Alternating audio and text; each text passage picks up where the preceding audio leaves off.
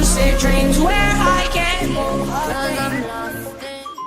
Chào mừng các bạn đến với kênh Mắt To và Mắt Nhỏ. Ngày hôm nay thì Mắt To sẽ hướng dẫn các bạn làm những squishy giấy khổng lồ hình lát cam và đây là lát thanh long.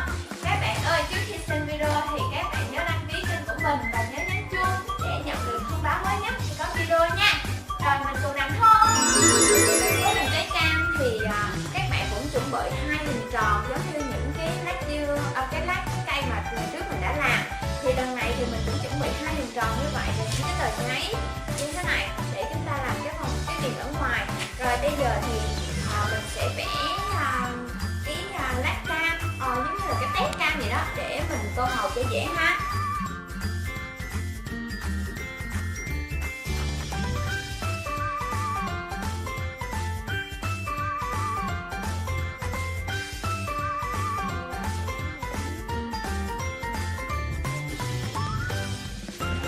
Pha màu thì đầu tiên là mình sẽ cần một hũ màu trắng và một hũ màu cam.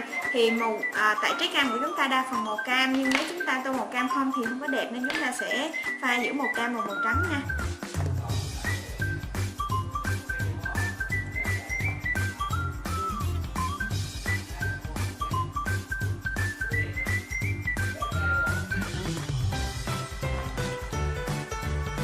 Sau đó mình lấy màu trắng một chút nữa.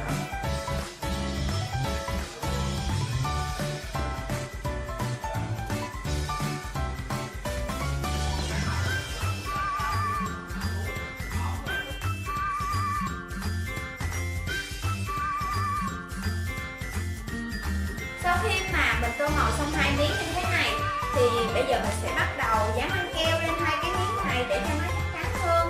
Và sau đó thì mình sẽ làm cái viền ở bên ngoài. Rồi mình sẽ bắt đầu nha.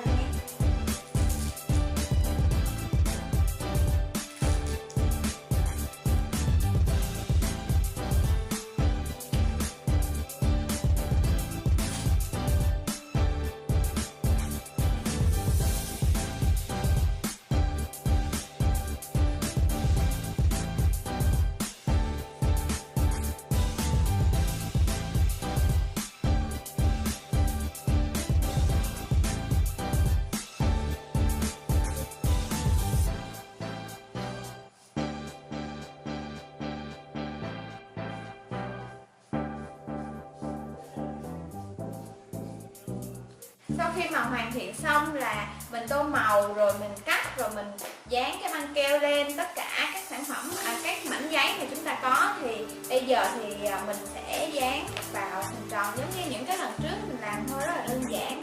Nhưng mình thực ra nghĩ đơn giản, thực ra dán cũng không khó đó các bạn. Rồi sau khi mà dán xong thì mình nhớ chừa một đoạn nhỏ để mình thử bông mình nha.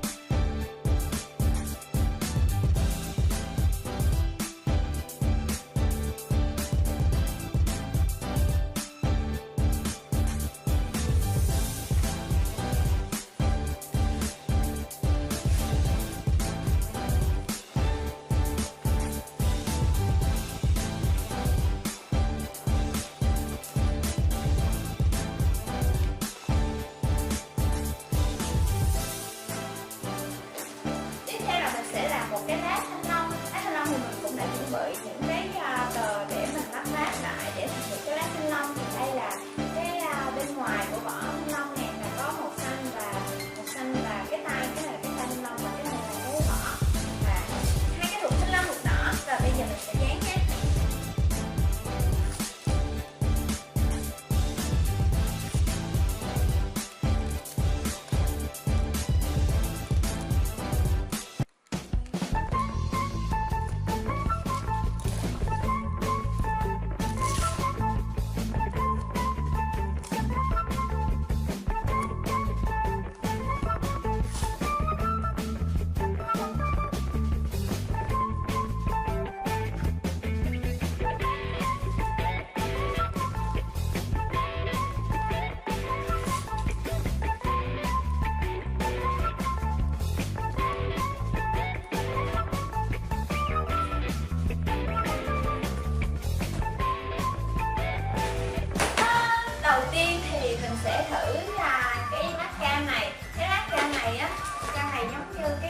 bự bự đó mà nó màu cam, toàn bộ màu cam, không có giống cam miền Nam của mình, cam sành đâu. Cam sành đó thì nó màu xanh ở bên ngoài đúng không?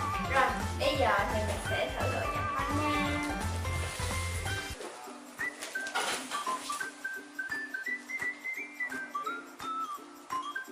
Các bạn có thấy nhận phân không?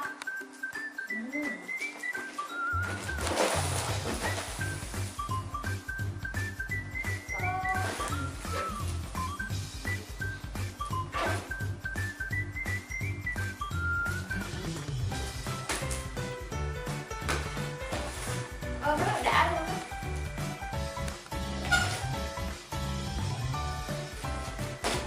Rồi mình sẽ thử đến lát thanh long.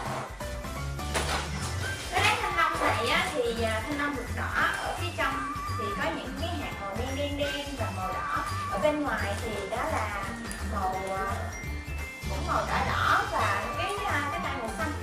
Rồi mình sẽ thử nha. Ở bên này á, thì mình tô hơi bị đậm á, nên là giống như nó hơi bị hư to hơn nữa. Rồi bây giờ mình sẽ thử để cho nó nữa.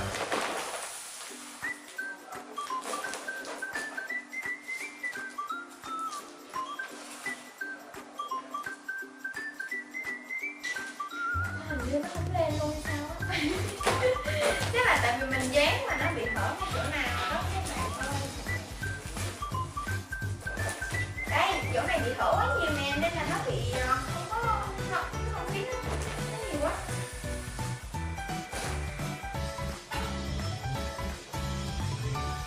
Rồi trong hai cái squishy này thì các bạn thích squishy nào nhất?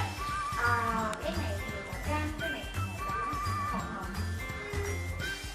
Mình cũng không có chọn được cái squishy nào nữa, nhưng mà có lẽ là mình thích màu cam này hơn, mình thích cái lá cam này hơn. Các bạn thích squishy giấy nào thì các bạn